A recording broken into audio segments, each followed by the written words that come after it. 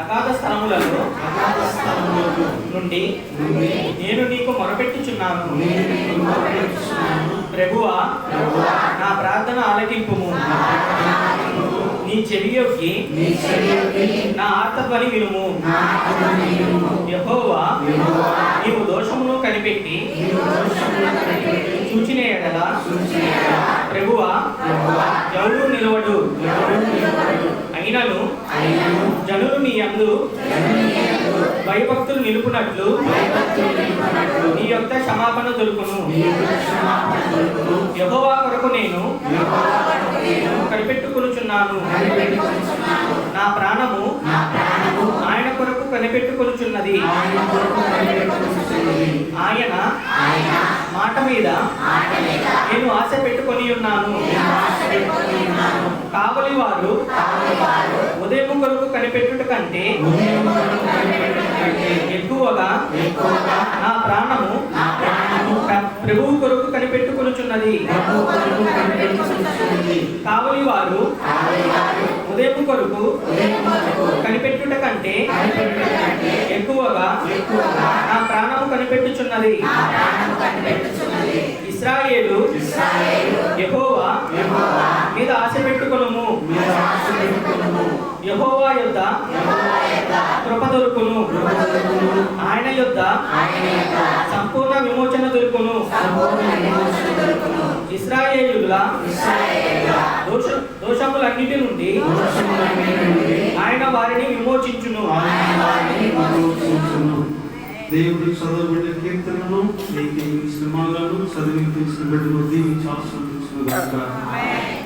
అందరూ కూడా మన స్థలాల్లో కూర్చున్నాం. కొంత ఇటున్న కూడా ముందుకు జరగడానికి ప్రయత్నం చేస్తే ఆ రక్షకుడైనటువంటి యేసుక్రీస్తు వారి అతి ప్రశస్తమైన నామంలో మీ అందరికీ ప్రత్యేకమైన వందనాలు తెలియజేస్తున్నాను. మరలా ప్రభు ప్రేమించి మరొక నూతన నెల మొట్టమొదటి ఆదివారం ఆయన సన్నిధిలో కృపను అనుగ్రహించాడు. మరి ఈ ఆదివారం కాల సమయంలో పరిశుద్ధమైనటువంటి బైబిల్ నుండి క్లుప్తంగా కొన్ని లేఖన భాగాలను మనం జ్ఞాపకం చేసుకుని మరలా మన ఎదుట ఉంచబడినటువంటి ఆ పరిచర్యలో కొనసాగుటకు మరి మనందరం కూడా ప్రయత్నం చేద్దాం. ఉన్నటువంటి సమయాన్ని బట్టి మరి కృప కలిగినటువంటి దేవుడు మనకి ఇచ్చినటువంటి ధన్యతను బట్టి కొన్ని ప్రాముఖ్యమైనటువంటి విషయాలను జ్ఞాపకం చేసుకుని తదుపరి పరీక్షలు కొనసాగుతాం. బుక్ ఆఫ్ దానియేలు గ్రంథము 10వ అధ్యాయము 19వ వచనం చదువుకుందాం. నీవు బహుప్రియుడవు, భయపడకము, నీకు శుభము కలుగును గాక, ధైర్యము తెచ్చుకొని చాల్చలను. చదువుకునేటువంటి మాటలో అయినటువంటి మాట బీ ఆఫ్ గుడ్ కంఫర్ట్, ధైర్యము తెచ్చుకొనుము, భయపడవద్దు అని దేవుని దూత భక్తుడైనటువంటి డానియేలుతో పలుకుతా ఉంది. ఏమనంటే నీవు ధైర్యము తెచ్చుకుని బీ కంఫర్ట్, బీ కరేజ్ అంటున్నాడు. మానవ జీవితంలో కొన్నిసార్లు మనము కూడా ధైర్యం కోల్పోయినటువంటి వారి వలె, బలహీనుల వలె మన జీవితాల్లో జీవిస్తూ ఉంటాం. ధైర్యం చెడినటువంటి వారిగా, ధైర్యాన్ని పోగొట్టుకున్నటువంటి వారిగా బ్రతుకుతూ ఉన్న సందర్భాలు ఎన్నో ఉన్నాయి. అలాగే దానియేలు జీవితంలో కూడాను కొంత బలహీనపడ్డాడు, కొంత అధైర్యంగా ఉన్నప్పుడు దేవుని యొక్క దూత అక్కడ వచ్చి చెప్తున్నటువంటిది ఏమిటంటే, ఇదిగో నీవెంత మాత్రం కూడా భయపడవద్దు, ధైర్యము తెచ్చుకుని అంటున్నాడు. అయితే ధైర్యం తెచ్చుకుని మనం ఎలాగ ఉండాలి, కృప కలిగిన దేవుని బట్టి ధైర్యం తెచ్చుకుని ఎలాగ జీవించాలి, పరిశుద్ధ గ్రంథం ఏమని తెలియపరుస్తుందో కొన్ని విషయాలు జ్ఞాపకం చేసుకుందాం. కొన్నిసార్లు కుటుంబ పరిస్థితుల రీత్యా, శరీర ఆరోగ్యం రీత్యా బలహీనమైపోతాం, ధైర్యం చెడినటువంటి వారిగా ఉంటాం. కానీ దేవుని వాక్యం ఏమని చెప్తుందంటే ధైర్యము తెచ్చుకో. ధైర్యం తెచ్చుకుని మనం ఎలా ఉండాలని పరిశుద్ధ గ్రంథం జ్ఞాపకం చేస్తుంది అంటే, మొదటిగా ధైర్యం తెచ్చుకుని మనం ఎలా ఉండాలంటే బలాఢ్యులై ఉండాలి. అంటే ఎలా ఉండాలి? బలాఢ్యులై ఉండాలి. ధైర్యం తెచ్చుకుని 2వ సమూయేలు గ్రంథము 2వ అధ్యాయము, The book of 2 Samuel chapter 2 verses 7 వచనం అంటాడు కదా, మీరు ధైర్యము తెచ్చుకుని బలాఢ్యులై ఉండుడని వారితో చెప్పిన. ధైర్యం తెచ్చుకుని ఎలా ఉండాలంట? బలాఢ్యులుగా ఉండాలి. ఈ రోజున బలహీనమైనటువంటి స్థితిలో ఒకవేళ ఉన్నామేమో, ఈ రోజున బలహీనమైనటువంటి పరిస్థితుల్లో ఒకవేళ ఉన్నామేమో, అయితే దేవుని యొక్క వాక్యం ఉంటుంది కదా, నువ్వు ఎలా ఉండాలంటే ధైర్యము తెచ్చుకుని యెహోవాను బట్టి బలాఢ్యులై ఉండుడి. బలహీనులుగా మీరు ఎంత మాత్రం కూడా ఉండవద్దు. కొన్ని పరిస్థితులు ఈ లోకంలో మనకి ఇదిగో కొన్ని శ్రమలు మన ఎదుకు వచ్చి మనల్ని బలహీనపరిచినప్పుడు ఆయన అన్నాడు, యెహోవాను బట్టి ధైర్యం తెచ్చుకున్నట, ఇదిగో బలాఢ్యులై మీరు ఉండుడి. బలమైనటువంటి వ్యక్తులుగా మీరు ఉండుడి అంటారు. మీరు తర్వాత చదువుకుంటే ఆ యెహోషువ గ్రంథం 14:11 యెహోషువ అంటాడు, ఇదిగో మోషే నన్ను పిలిచినప్పుడు నాకెంత బలమో నేటికి కూడా అదే బలం అన్నాడు. మోషే కూడా ప్రభువు నన్ను కోరుకున్నప్పుడు ఎంత బలమో నేటికి అదే బలం అన్నమాట ఆయన అంటాడు. కాబట్టి మన జీవితంలో మనం ఎలాగ ఉండాలి అంటే, ఇదిగో మనము బలాఢ్యులై ఉండాలి అన్నాడు. బలం తెలుసుకుని మరి నిజంగా ప్రియమైనటువంటి ఇదిగో మనం జీవితంలో కూడా కొన్నిసార్లు బలహీనులుగా జీవిస్తున్న సందర్భాలు. కీర్తన గ్రంథం ఒక మాట అంటారు చూడండి, కీర్తన గ్రంథం 38 వచ్చాయి. కీర్తన గ్రంథము 38 వచ్చేది కానీ జ్ఞాపకం చేసుకున్నట్లయితే అక్కడ అన్నమాట 10వ వచనంలో ఒక మాట అంటాడు, నా బలము నన్ను విడిచిపోయింది. కీర్తనకారుడు అయ్యో నా బలం నన్ను ఏమైపోయింది? విడిచిపోయింది అన్నాడు. నా బలం నన్ను విడిచిపోయింది. ఈ రోజుల్లో చాలా మంది బలం వారిని ఏం చేస్తా ఉంది? విడిచిపోతుంది. ఇదివరకులాగా పాటలు పాడటంలో ఇంతకు ముందు ఉన్న బలం లేదు, లేకపోతే ప్రభు సన్నిధిలో నడవటంలో ఇదివరకు ఉన్నటువంటి బలము లేదు, లేకపోతే సాక్ష్యం చెప్పడంలో ఇదివరకు ఉన్నటువంటి బలం నేటి దినాల్లో లేదు. ఈ రీతిగా మానవుడు అన్ని విషయాల్లో కూడా ఏమైపోతున్నాడు అంటే బలహీనము అయిపోతున్నాడు. ఇప్పుడు కీర్తనకారుడు నా బలము పోయింది. ఎందుకంటే ఒకప్పుడు ముమ్మారు దేవుని స్తుతించేవారు, దినములకు 7 మార్లు ప్రార్థన చేసినటువంటి అనుభవం. అటువంటి ప్రార్థన జీవితం కూడా ఆ రీతిగా లేదు. ఏ బలం పోయిందంటే శారీరక బలం కాదు, ఆధ్యాత్మిక బలం పోయింది. ఒకప్పుడు 7 మార్లు ప్రార్థించినటువంటి దావీదు ఇప్పుడు 3 మార్లు కూడా ప్రార్థించలేని బలహీనతలోకి వచ్చేసాడు. కాబట్టి ప్రియమైనటువంటి దేవుని సంగమా, ఇదిగో బలము పోయినటువంటి వారిగా ఉన్నట్లయితే ప్రభు అన్నాడు కదా, ధైర్యము తెచ్చుకుని బలాఢ్యులై ఉండుడి. మన జీవితాల్లో మనం కూడా ధైర్యం తెచ్చుకుని ఎటువంటి వారిగా ఉండాలి అంటే బలవంతులుగా ఉండటానికి ఇష్టపడేటటువంటి వారిగా ఉండాలి. కాబట్టి ఒకవేళ బలహీనమైన పరిస్థితుల్లో ఉండి అధైర్యపడుతూ ఉంటే ప్రభు అంటాడు కదా, ధైర్యం తెచ్చుకుని ఎలా ఉండాలి? బలాఢ్యులై ఉండాలి. అలా బలాఢ్యులుగా మనం ఉండాలంటే యెషయా గ్రంథం ఒక మాట అంటాడు, 40:33 యెహోవా కొరకు ఎదురు చూసేవారు నూతన బలాన్ని పొందుతారు. అంతవరకు మనము ధైర్యం తెలుసుకుని యెహోవా కొరకు ఎదురు చూస్తే ఆయన మనకి ఏమిస్తాడంట? నూతన బలం అనేటటువంటిది ఇస్తాను. యెహోవా కొరకు ఎదురు చూసేటటువంటి వారు వారి జీవితంలో దేన్ని పొందుకుంటారంటే నూతన బలాన్ని పొందుకుంటారు. కాబట్టి ఒకవేళ పిరికితనం గల ఆత్మ ప్రభు మనకి ఇవ్వలేదు కాబట్టి ఇదిగో ధైర్యం తెచ్చుకుని మొదటిగా ఎలా ఉండాలంట? బలాఢ్యులై ఉండాలి. రెండవదిగా ధైర్యం తెచ్చుకుని ఎలా ఉండాలంటే ధైర్యం తెచ్చుకుని పౌరుషం కలిగిన వారిగా ఉండాలి. పౌరుషాన్ని చూపాలి. 2వ సమూయేలు గ్రంథము 13వ అధ్యాయం 2 సామ్యుయేలు గ్రంథము 13:28 ఆ మాటలు కూడా ఆయన అంటాడు కదా, ధైర్యం తెచ్చుకుని మీరు పౌరుషము చూపుడి అన్న మాట అక్కడ అంటాడు. అక్కడ జ్ఞాపకం చేసుకున్నట్లయితే చివరిలో ధైర్యము తెచ్చుకుని పౌరుషము చూపుడని చాల్చాలండి. రెండవదిగా ప్రియమైనటువంటి దేవుని సంగమా, ధైర్యం తెచ్చుకుని ఎలా ఉండాలంటే పౌరుషము మనము చూపించేటటువంటి వారిగా ఉండాలి. మరి నిజమే కదా, కొన్ని విషయాల్లో పౌరుషంగా ఉండలేము, కొన్ని విషయాల్లో పౌరుషంగా బ్రతకలేము. ఎవరో ఏదో అన్నారని, ఎవరో ఏలెత్తి చూపారని, ఎవరో హేళన చేస్తారని, ఎవరో ఎగతాళి చేస్తారని మనం ఏం చేస్తామంటే పౌరుషంగా ఉండలేము. ఒకసారి తల్లి గారిని, ఏంటి ఈ బాధ నుంచి వస్తున్నారు, అడ్మిన్స్ రావట్లేదంటే, నేను 3 నెలల నుంచి ఈ బాధ నుంచే వస్తున్నానయ్యా. ఎందుకంటే వీళ్ళు అట్టుగా అడ్మిన్స్ రావచ్చు కదంటే, అయ్యా నన్ను చూసి నలుగురు 4 రకాలుగా మాట్లాడుకుంటున్నారు, అందుకని పడి వస్తున్నాను. నేను చెప్పానమ్మా, అనుకునే వాళ్ళు ఎన్నైనా అనుకుంటే కదా, పౌరుషంగా నువ్వు తిరగాలి. నేను అనుకునే వాళ్ళ ముందు నువ్వు పౌరుషంగా బ్రతకాలి, వెళ్ళాలి అనిపించే. కానీ ఆ దగ్గరగా ఉన్న త్రోవలు పెట్టి దూరం నుండి కూడా రావడం కరెక్ట్ కాదు. అనుకునే వాళ్ళు ఎన్నైనా అనుకుంటారు. నీ పరిస్థితి ఏంటి, నీ స్థితిగతులు ఏంటి, జీవం గల దేవునికి తెలుసు కదా. ఈ రోజులో చాలా మంది ఇలాగే పౌరుషంగా పనిచేసే దగ్గర ఎవడో ఏదో ఉన్నాడని పని మానేస్తారు, పౌరుషంగా చేయలేకపోతున్నారు. లేకపోతే మరొక కారణాలు, పౌరుషం చూపుడి. అక్కడ ఆయన అన్నాడు కదా, ధైర్యం తెచ్చుకుని మీరు పౌరుషము చూపుడి. దేని విషయంలో కూడాను అధైర్యపడద్దు, నీరసించద్దు, బలహీనపడద్దు అని ఆయన తెలియపరుస్తాం.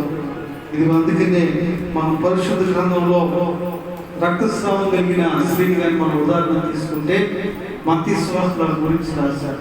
ఆవిడ వస్తున్నప్పుడు ఎక్కడికి వస్తున్నాం అన్నారు అంటే, యేసు ప్రభువుని కలవాలంటే అనేక మంది అనేక రకాల మాటలు మాట్లాడారు, జగతాలుగా మాట్లాడారు.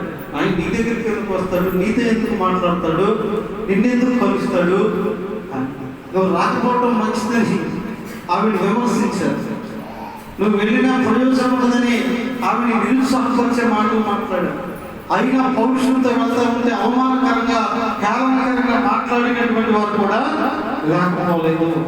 అయినప్పటికీ కూడాను ఇదిగో ప్రియమైనటువంటి దేవుని సంగమా, ఆమె మాత్రం పౌరుషం చూపి పౌరుషంగా, నేను వెళ్తాను, యేసు ప్రభువుని కలుస్తాను, ఆయన తప్పక నాతో మాట్లాడతాడు, తప్పక నా కోసం వెయిట్ చేస్తాడని పౌరుషంతో వెళ్ళింది. వెళ్ళినటువంటి తర్వాత నిజంగా ప్రభు వారి ద్వారా గొప్ప కార్యాన్ని పొందుకోలేదు. ఈరోజు ధైర్యం తెచ్చుకుని పౌరుషం కలిగినటువంటి వారిగా బ్రతకడానికి ఇష్టపడాలి. మత్తయి సువార్త 9:22 ఆ పాటలో ఆమెను చూచి కుమారి ధైర్యంగా ఉండు. ఎంతో మంది ఆమెను అధైర్యపరిచారు, ఎంతో మంది బలహీనపరిచే మాటలు మాట్లాడారు. అయినా ఆమె పౌరుషంతో వెళ్ళింది. అంతకుముందు ఎప్పుడు యేసు ప్రభువుని తెలియదు, అంతకుముందు ఎప్పుడు కూడా యేసు ప్రభువుతో పరిచయం లేదు. అయినప్పటికీ కూడా ఆవిడ చూపినటువంటి పౌరుషమును బట్టి, ఆవిడ చూపించినటువంటి పౌరుషమును బట్టి యేసు ప్రభువు ఆమె దగ్గరికి వచ్చి ఎలా ఉండమంటాడు, ధైర్యముగా. జనాన్ని హారం చేశారు కదా, చిన్న చూపు చూశారు కదా, ఎగతాళి చేశారు కదా, అయినప్పటికీ కూడాను నువ్వు ఎలా ఉండమంటాడు, ఇదిగో ధైర్యముగా ఉండు అంటున్నాడు. రోజున మనం బంధించే వాళ్ళు ఎదురవుతారు, హారం చేసే వాళ్ళు ఎదురవుతారు. నువ్వు ఇలాంటి దాని కదా, అలాంటి దాని కదా బలహీనపరిచే వాళ్ళు ఎదురవుతారు. అయినా పౌరుషంగా బ్రతకటానికి ఇష్టపడాలి. ఈరోజు ఇదే రీతిగా ఆ మనుషుల మాటలను బట్టి సంఘాలకు కూడా దూరం అవుతున్నటువంటి వారు లేదా, అయ్యో సంఘంలో నన్ను అలా చూస్తున్నారు, ఎలా చూస్తున్నారు, ఆ మాట అంటున్నారు, ఈ మాట అంటారని కూడా సంఘానికి దూరంగా బ్రతికేటటువంటి వారు లేరు. కానీ దేవుని వాక్యం అది సంఘమే కానీ, నీ చేతి పని కానీ, మరొకటి ఏదైనప్పటికీ కూడా నీవు ధైర్యంగా ఎలా ఉండాలట, పౌరుషంగా ఉండాలి. ఎంతో మంది హేళన చేస్తారు, ఇదిగో ఎప్పటికీ తేనని, ఎవరు మారినా ఇటు మారదు, ఎవరు బ్రతుకు మారినా ఇటు బ్రతుకు మారదు, ఎవరు స్థితిగతులు కుటుంబాన్ని స్థితిగతులు మారో, ఎంత సంపాదించిన బాగుపడలేరు, ఎప్పటికెళ్ళి బ్రతుకు ఇంతే, ఎప్పటికి వెళ్ళి పరిస్థితులు ఇంతేనని మాట్లాడే నోళ్ళు చాలా ఉంటాయి, మాట్లాడుతూనే ఉంటాయి. అయినప్పటికీ కూడా ప్రభు అంటాడు కదా, ఇదిగో నీవు ధైర్యముగా ఉండి పౌరుషంగా బ్రతుకు. నిన్ను హాలం చేసిన వారి ముందు పౌరుషంగా బ్రతుకు, నిన్ను ఎగతాళి చేసిన వారి ముందు పౌరుషంగా బ్రతుకు. ఇదిగో నేను పడగొట్టాలనుకున్న వారి ఎదుట నువ్వు పౌరుషంగా బ్రతుకు. ధైర్యం తెచ్చుకుని నువ్వు ఎలా బ్రతకాలంటే పౌరుషంగా బ్రతుకు. ఎందుకనంటే భక్తులు పాడతారు కదా, పలుకాకి లోకము నిందించినా ఏకాకి నీవు బోధించినా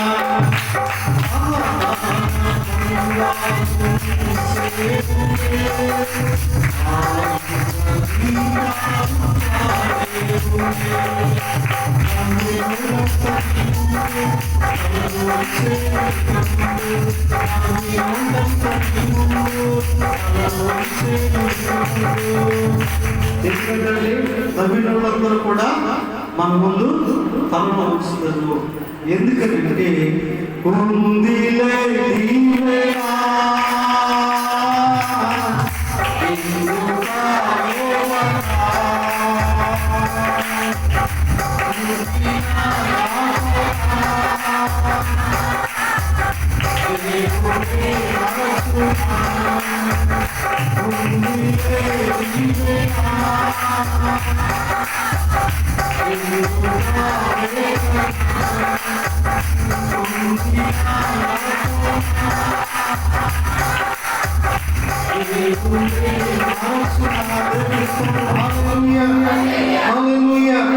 రెండవదిగా ధైర్యం తెచ్చుకుని పౌరుషంగా బ్రతుకు. నవ్వినోళ్ళంతా కూడా నీ ముందు తలలు వచ్చే రోజు ప్రభు తీసుకున్నారు. ఎవరో కాదు, నన్ను చూసి ఎంతమంది నవ్వినోళ్ళు లేరండి. అసలు పాస్టర్ గారు అబ్బాయా, నిజంగా పాస్టర్ గారు అబ్బాయా అంటే నా ప్రవర్తన బట్టి, నా బిహేవియర్ను బట్టి, నాకున్న అలవాటును బట్టి నన్ను చూసి నవ్వినోళ్ళు చాలా మంది. ఈరోజు నేను వాకింగ్ చెప్తుంటే ఆ నవ్విన నోళ్ళని కూడా తల తీసుకుని వెళ్తాను. మన బజార్లోనే ఇంచుమించు అన్ని బజార్లో వాకింగ్ నేను చెప్పాను. మన బజార్లో ఎన్ని లైన్లు ఉన్నాయో నాకు తెలిసి ప్రతి లైన్లో కూడా వాడబడే పక్కన దేవుడు నాకు తలకు తీస్తాడు. ప్రతి లైన్లో కూడా ఆ వాడబడినప్పుడు నన్ను చూసిన నవ్విన నోళ్ళని కూడా తల తీసుకుని వెళ్తున్నాను.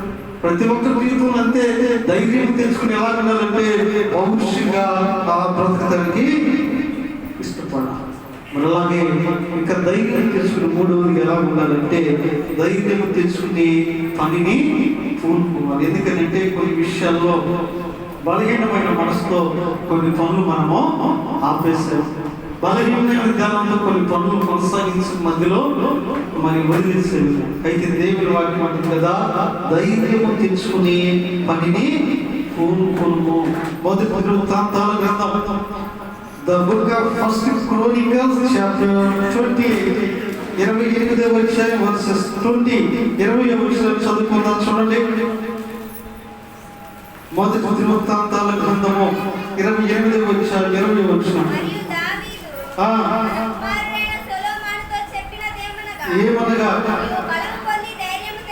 నీవు బలము పొంది ధైర్యము తెచ్చుకొని ఈ పనిని పూనుకొను. చాలండి. రెండవదిగా ధైర్యము తెచ్చుకుని ఏం చేయాలట? పనిని పూనుకోవాలి. కొన్ని బలహీనమైన పరిస్థితుల చేత కొన్ని పనులు మనము ఆపివేసినటువంటి వారిగా ఉన్నామేమో. ఇదిగో అయితే ప్రభు అంటాడు కదా, నీవు మరలా ధైర్యము తెలుసుకున్న పనిని మొదలుపెట్టు. ఈరోజు చాలా పనులు మధ్యలో విడిచిపెట్టబడినవిగా, మొదలు పెట్టడానికి కూడా భయపడి ఆలోచించిన పనులు ఏవైతే ఉన్నాయో దేవుని వాక్యం అంటుంది కదా, ఇదిగో నీవు బలము తెలుసుకుని ధైర్యముగా మరలా పనిని మొదలుపెట్టు అని దావీదు తన కుమారుడు చెప్పినట్లుగా ఈరోజు మధ్యాహ్నకాల సమయంలో జీవం కలిగినటువంటి దేవుడు కూడా మనకి చెప్తున్నటువంటి పని ఏమిటి అంటే, ఇదిగో ధైర్యం తీసుకుని మరలా పనిని మనం మొదలు పెట్టేటటువంటి వారిగా ఉండాలి. ఏ పని అయితే మధ్యలో ఆపివేయబడిందో ఏ పని అయితే కొనసాగించలేకనే ఆపివేశావో, ఏ చదువు అయితే కొనసాగించలేకని ఆపివేశావో, ఏ ఉద్యోగం అయితే చేయలేదని ఆపివేశావో, ఏ ఇంటి నిర్మాణం అయితే కట్టలేదని ఆపివేశావో, అది ఏదైనప్పటికీ కూడా దాని విషయంలో ఆయన చెబుతున్నటువంటి మాట ఏమిటంటే ధైర్యము తెచ్చుకుని మరలా నీవు పనిని కోరుకోను అంటాడు. యెజ్రా గ్రంథం ఒక మాట అంటాడు. యెజ్రా గ్రంథం 10వ అధ్యాయము 4వ వచనాన్ని జ్ఞాపకం చేసుకున్నట్లయితే, ఇదిగో నీవు ధైర్యము తెచ్చుకుని దీనిని జరిగించమనగా. ఈ రోజున ధైర్యము తెచ్చుకుని మనం దీన్ని ఏం చేయాలట? జరిగించేటటువంటి వారిగా ఉన్నాం. దేనినైతే మధ్యలో ఆపివేసావో, దేనినైతే కొనసాగించలేకపోయావో దానికి ధైర్యం తెచ్చుకుని ఏం చేయాలి? జరిగించడైనా సెలవిస్తాం. ఎందుకంటే పనిని మొదలు పెడితే జరిగేటటువంటిది అక్కడ శక్తి చేత కాదు, మన బలం చేత కాదు, కానీ దేవుని ఆత్మ చేత అక్కడ దేవుడు కార్యాలన్న పనిని జరిగించబోతా ఉన్నాడు. దేవుని స్తోత్రం. హల్లెలూయా, హల్లెలూయా. మనం లాస్ట్ ఆ మీటింగ్స్ మొదటి రోజు ఆ పని అంతా కూడా వర్క్ జరుగుతూ ఉంది. అంతా కూడా సెటిల్ అయిన తర్వాత ఆ విస్తారమైనటువంటి భయంకరమైన మేఘం, ఎందుకంటే అంతా కూడా ఇక ఆగిపోయి అక్కడక్కడ అన్ని కూడా సర్దేస్తుంది. అందులో ప్రాముఖ్యమైనటువంటిది ఏమిటంటే LED టీవీ.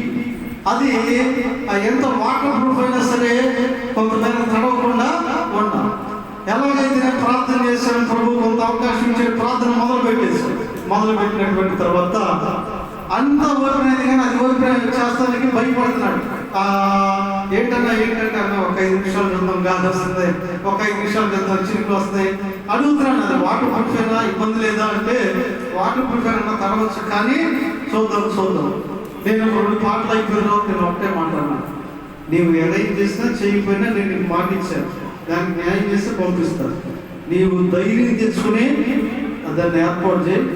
ఏదైనా నష్టం కలిగితే దానికి కొత్తది నేను నీకు ఏర్పాటు చేస్తాను. అది 3 లక్షలు ఉన్నాయి, 5 లక్షలు ఉన్నాయి, దానికి బాధ్యత నేను తీసుకుంటున్నాను.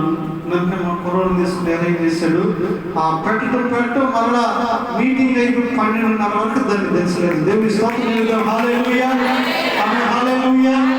ధైర్యం తెచ్చుకున్న పని కొనసాగించాలి. ధైర్యం తెచ్చుకున్న పనిని ముందుకు కొనసాగించేయాలి. ఆ పనిని కొనసాగించు అంటున్నాడు. కాబట్టి ఏదైనా ధైర్యం సరిపోక కొన్ని పనులు ఆపేసినటువంటి వారిగా ఉన్నట్లయితే ప్రభు చెప్తున్నాడు, ధైర్యం తెచ్చుకుని మరలా ఆ పనిని నీవు కొనసాగించు అంటున్నాడు. ఎందుకంటే సామెతల గ్రంథంలో ఆయన అంటాడు కదా 16:3లో, నీ పనుల భారము యెహోవా మీద మోపుము. పనిని ప్రారంభించడమే మన ప్రయత్నం, దాని భారాన్ని కొనసాగించేటటువంటిది మాత్రం ఆయనే. కాబట్టి నీ పనుల భారం ఏమన్నాడైనా ఆయన మీద మోపు అంటున్నాడు. ఒకసారి శిష్యులు పడవ నడిపిస్తా ఉన్నాం.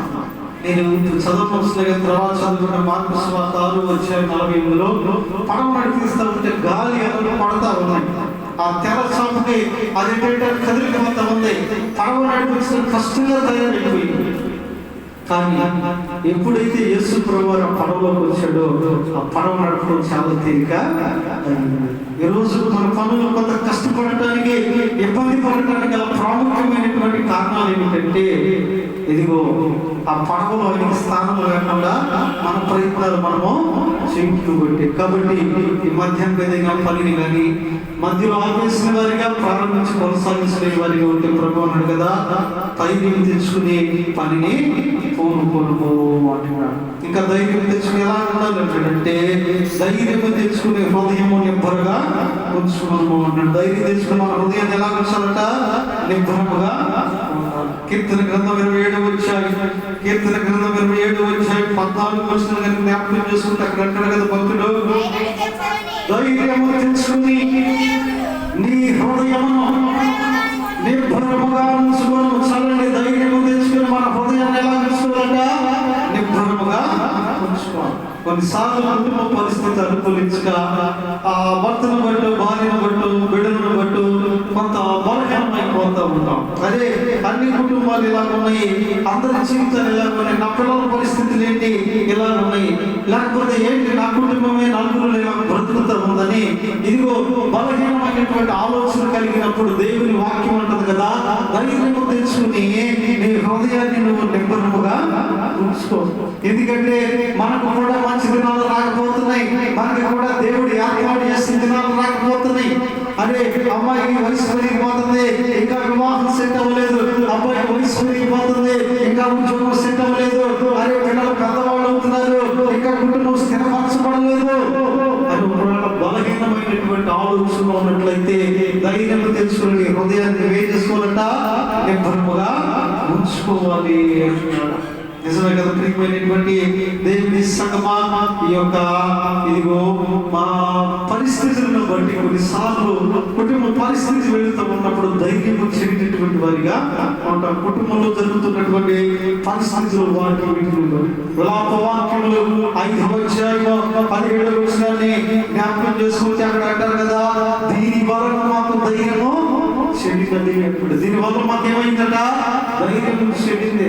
ఎందుకని ధైర్యం చెడిందంటే ఇదిగో ఇంకా జరగట్లేదు, ఇంకా ఇవి సంభవించట్లేదు, ఇంకా ఇవి ముగింపుకు రావట్లేదు, ఇంకా నీవు కొనసాగించబడట్లేదు, ఇదిగో ఇంకా ఇవి ఆగిపోయినాయని ఏదో ఒక దాన్ని బట్టి ధైర్యం చెడినటువంటి వారిగా బ్రతుకుతూ ఉన్నారు. అయితే ప్రభువు అంటాడు కదా, ధైర్యం తెచ్చుకుని నీ హృదయాన్ని ఎలా ఉంచుకోవాలంట, నిబ్బరముగా ఉంచుకో.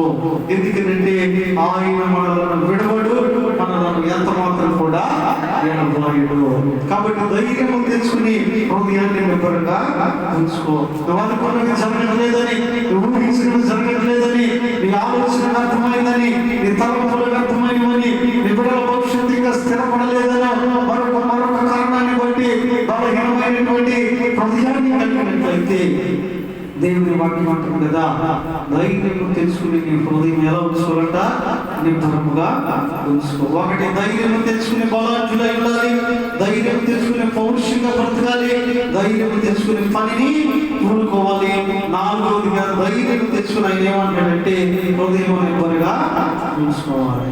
5వదిగా మరొక మాట చూపించి ముందుకు కొనసాగుతాం. ధైర్యం తెచ్చుకుని మన తలలో పైకెత్తుకుని వారిగా ఉండాలి. సిగ్గుపడిన అవసరం లేదు, దేని విషయంలో కూడా విచారించిన అవసరం లేదు. ఆయన అంటాడు, ధైర్యం తెచ్చుకుని మీ తలలో పైకెత్తుకుని. లోకస్వార్త 21వ మాట అంటాడు. 28వ వచనం కానీ జ్ఞాపకం చేసుకున్నట్లయితే అక్కడ అయినటువంటి మాట,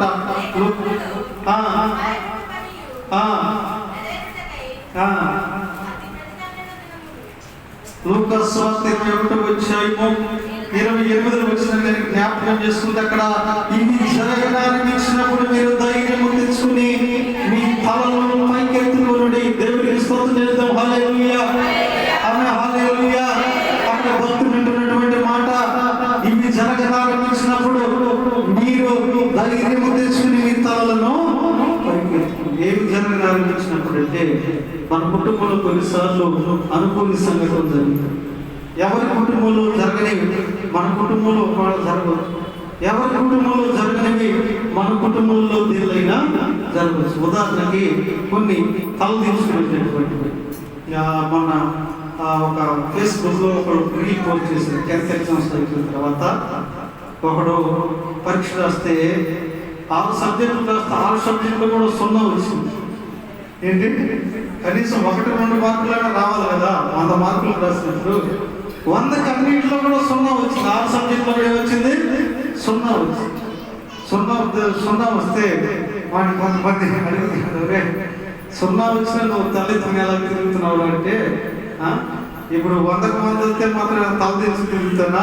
ఇప్పుడు చాలా ధైర్యంగా సమాధానం చెప్తున్నాడు. మళ్ళా రాస్తానయ్యా ఏమైనా అంటాను. మళ్ళీ 0 వస్తే ఏం చేస్తానంటే నేను మళ్ళా రాస్తాను. అంటే ఇటువంటి సంఘటనలు కొన్ని అన్ని కుటుంబాల్లో మరి ఇలా రావుగా.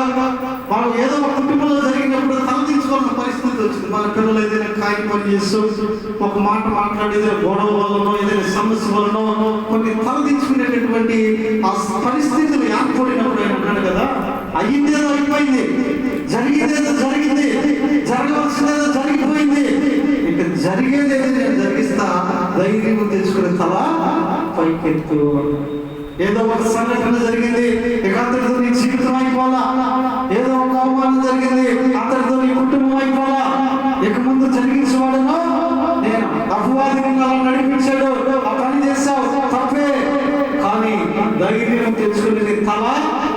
ఎత్తుకుని తిరుగు, తల పైకి ఎత్తుకుని బ్రతుకు. ఇదిగో మరొకడు కూడా అటువంటి పని చేస్తానికి అవకాశం లేకుండా. ఎందుకంటే ఆ తల తీసుకుని తిరిగిన నాడు కూడా ఇంకా నోళ్ళని కూడా కాకులకి వస్తానే ఉంటారు. కాబట్టి ధైర్యం తెచ్చుకుని మీ తలను మీరు పైకెత్తుకుని. ఎందుకంటే ఆయన అదే అంటాడు కదా, మరి మొదటి సామెతల గ్రంథం 30 జ్ఞాపకం చేసుకుంటే దావీదు ఒక చిన్న సమస్యలో ఏర్పడతాడు. దావీదు మిగిలిన దుఃఖపడి సంవత్సరాలు అక్కడ దావీదు ఒక పరిస్థితిలో ఎన్నుకునేప్పుడు దావీదుతో ఉన్న వాళ్ళందరూ కూడా అక్కడ రాళ్ళతో కొట్టి చంపాలనుకుంటారు. ఏమిటి కారణం అంటే ఈయన ఒక ప్రాంతానికి మా గ్రామంలో ఉన్న వయసులో ఉన్న పురుషులందరినీ కూడా తీసుకుని యుద్ధానికి వెళ్తాడు. ఈయన యుద్ధానికి వెళ్ళిన సంగతి తెలుసుకుని వేరొక ప్రాంతం వారు వచ్చి ఆ దావీదును వదిలిపెట్టి వెళ్ళిన ముసలి వాళ్ళని, పడుచు వాళ్ళని, ఆడవారిని, చిన్నపిల్లల మొత్తాన్ని కూడా చెర తీసుకుని వెళ్ళిపోతాడు. దావీదు అక్కడికి యుద్ధానికి వెళ్తాడు, యుద్ధంలో జయిస్తాడు. తిరిగి వచ్చేసరికి ఇక్కడ దావీదు మనుషులందరూ కూడా ఎవరు కూడా ఉండరు. దావీదు మనుషులు ఎవరు కూడా ఉండనప్పుడు దావీదు బహు దుఃఖపడుతూ, అయ్యో మనం అందరం వెళ్ళిపోయాం, కొంతమంది అన్నా సరే ఇదిగో వదిలిపెట్టి ఇక్కడ వెళ్ళినట్లయితే వచ్చిన వారితో యుద్ధం చేసేవారు, కొంతమందిని అలా కాపాడేవారు అనుకుని ప్రతి ఒక్కరు కుంగిపోయి బాధపడుతూ ఉన్నప్పుడు అక్కడ ఉన్నటువంటి ప్రజలు, అయ్యో మా కుటుంబాల్లో చిన్నపిల్లలు ఎత్తుకెళ్ళిపోయారు, మా భార్యలు ఎత్తుకెళ్ళిపోయారు అని వారు ఏడ్చి వారు అనుకున్నారంట దావీదును రాళ్లతో కొట్టి చంపుదాం. దావీదు స్థితి ఏంటి? దావీదు పరిస్థితి ఏంటి? ఎంత గొప్ప మహారాజు దావీదు! సౌలు 1000 కొలది, దావీదు 10,000 కొలదని కొనియాడబడినటువంటి వ్యక్తి. ఇప్పుడు జనాలు ఇదంతా దావీదు వల్ల జరిగింది మన కుటుంబాలకి, కాబట్టి దావీదును రాళ్లతో కొట్టి చంపుదామని రాళ్ళు పైకి ఎత్తారు. దావీదు తల పైకి ఎత్తలేకపోయాడు. ఎవరైతే 10,000 కొలదని చేరుకుంటున్న వాళ్ళు రాళ్ళు ఎత్తి ఇదంతా వీడి వల్ల జరిగిందిరా, అసలు ఇక్కడ చంపితే ఈ బాధ ఉన్నదని చంపడాన్ని చూస్తే అది ఎంత చిన్నతనంగా, ఎంత అవమానకరంగా ఉన్నదండి. దావీదు తల తీసుకుని ఏడవడానికి కూడా శక్తి లేనందుకైనా ఏడ్చాడు. అయితే అక్కడ రాయబడిన మాట మొదటి సామెతల గ్రంథం 30 చివరిలో అంటారు కదా, దావీదు తన దేవుడైన యెహోవాను బట్టి ధైర్యము తెచ్చుకొనెను. దావీదు ఎవరిని బట్టి ధైర్యం తెచ్చుకున్నాడట? తన దేవుడైనటువంటి యెహోవాను బట్టి ధైర్యం తెచ్చుకుని మరలా తన తల పైకి ఎత్తుకుని మరలా యుద్ధానికి వెళ్తాడు, గెలుస్తాడు, పోగొట్టుకున్న మరలా సంపాదించుకుంటాడు, పోగొట్టుకున్న తన వారిని మరలా కాపాడుకుంటాడు. కాబట్టి ప్రియమైనటువంటి దేవుని బిడ్డలారా, ఈ మధ్యాహ్న కాల సమయంలో ఇదిగో తల తెచ్చుకున్న పరిస్థితి, నీవు ఇచ్చిన ఆలోచన వల్ల ఎవరైనా నష్టపోయారేమో, నీవు చెప్పిన మాటల వల్ల ఎవరైనా ఇబ్బంది పడ్డారేమో, ఆర్థికంగా ఇదిగో నీ వల్లే ఎవరైనా సతమతం అవుతూ ఉన్నారేమో, లేకపోతే ఎవరికి లేని ఆర్థిక సమస్యలు, అప్పుల భారాలు నాకేమున్నాయో తల తీసుకుంటున్నావేమో, ఎవరికి లేని సమస్య నాకే ఉంది, ఎవరికి లేని సమస్య నా కుటుంబంలోనే వచ్చింది, ఇదిగో ఏ కుటుంబంలో లేని పని నా కుటుంబంలోనే వచ్చింది, ఏ కుటుంబంలో జరగదు నా కుటుంబంలోనే జరిగిందని తల తీసుకునే స్థితిలో ఉన్నామేమో. దేవుని వాక్యం అంటారు కదా, యెహోవాను బట్టి ధైర్యం తీసుకుని నీ తలను ఏం చేయాలన్నాడు? పైకి ఎత్తుకో. కొన్నిసార్లు మనం చేసినటువంటి తీర్మానాలు కూడా నెరవేర్చలేనప్పుడు మనం తలదించుకోవాల్సిన పరిస్థితి వస్తుంది. మన మాట మీద మనం నిలబడలేనప్పుడు కూడా కొన్నిసార్లు తలదించుకోవాల్సిన పరిస్థితి వస్తుంది. కానీ దేవుని వాక్యం అంటారు కదా, ధైర్యం తీసుకుని మరలా ఇదిగో నీవు తలను ఎత్తుకుని నీవు ఉన్నది దేవుని వాక్యం తెలియపరుస్తాం. కాబట్టి ప్రియమైన దేవుని బిడ్డలారా, ఆ రోజు దానియేలు దగ్గరకు దూతలు చెప్తుంది, దానియేలు దేవునికి నీవు బహు ప్రియుడయ్యా, ధైర్యముగా ఉండు, ధైర్యం తెలుసుకుని బలాఢ్యుడు అయ్యుడు, ధైర్యం తెలుసుకుని పౌరుషంగా ఉండు, ధైర్యం తెలుసుకుని పనిని కూడుకునము, ధైర్యం తెలుసుకుని హృదయం నెమ్మదిగా ఉంచుకునము. అంత మాత్రమే కాదు, ఆయన అంటున్నటువంటి మాట ఏమిటంటే ధైర్యం తెలుసుకుని ఆయన ఇంకా అంటున్నటువంటి మాట తలను పైకెత్తుకున్నాము. కాబట్టి ప్రియమైన దేవుని బిడ్డలారా, ఈ మధ్యాహ్న కాల సమయంలో ఏదైనా విషయంలో ధైర్యము కోల్పోయినటువంటి వ్యక్తిగా కానీ ఒకవేళ ఉన్నట్లయితే దేవుని వాక్యం చెప్తా ఉంది కదా, ఇదిగో ధైర్యము తెచ్చుకొని ఇదిగో ప్రభు చెప్పినట్లుగా నడవడానికి మనము ప్రయత్నం చేద్దాం. చివరి ఒక మాట చదివి ముగించేస్తాను, చదువుతాను చూడండి. 2వ దినవృత్తాంతాల గ్రంథము 15వ అధ్యాయము 7వ వచనం అంటాడు కదా. 2వ దినవృత్తాంతాల గ్రంథం 15:7 అంటాడు కదా, కాగా మీరు బలహీనులు కాక ధైర్యము వహించుడే, ఈ కార్యము సఫలమగును. ఈరోజు దేని విషయాన్ని బట్టి నా బలహీనమైపోతున్నాడు. ఆరోగ్యాన్ని బట్టు, అనారోగ్యాన్ని బట్టు, అప్పుల బాధను బట్టు, ఆర్థిక పరిస్థితులను బట్టు, కుటుంబ స్థితిగతులను బట్టు ఒకవేళ బలహీనమైపోతుంటే, బలహీనమైన పరిస్థితుల్లో ఉంటే ప్రభు అంటున్నాడు కదా, మీరు బలహీనులు కాక ధైర్యముగా ఉండు, ప్రభు పక్షాన కార్యము సఫలము చేయమంటారు. ప్రభు కలిగిన దేవుడు మనకి ఇచ్చిన అభయం నెరవేరబడిలో ఉన్న ధైర్యం తెచ్చుకుని, యెహోవాను బట్టి ధైర్యం తెచ్చుకుని బలంగా ఉందాం, పౌరుషంగా ఉందాం. మరి అంత మాత్రమే కాదు, పనిని పూనుకుందాం. ఉదయం